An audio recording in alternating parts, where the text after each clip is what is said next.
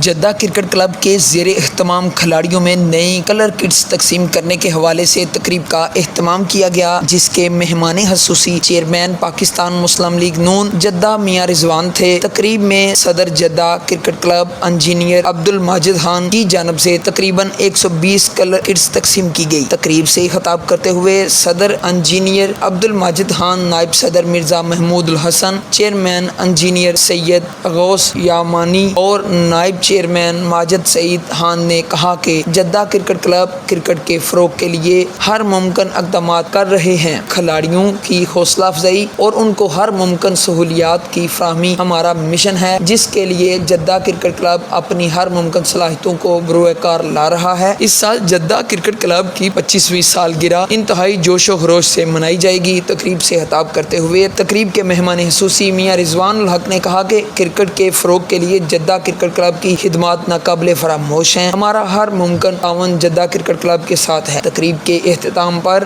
Jeddah club کے organiser Wasim Ahmad کی جانب سے تمام مہمانوں کا شکریہ ادا کیا گیا، جبکہ Jeddah cricket club green, Jeddah cricket club blue, Jeddah cricket club red کے کھلاڑیوں میں کٹس تقسیم کی گئی۔ Report Idrees Ahmed Ganja, HDN Kharian.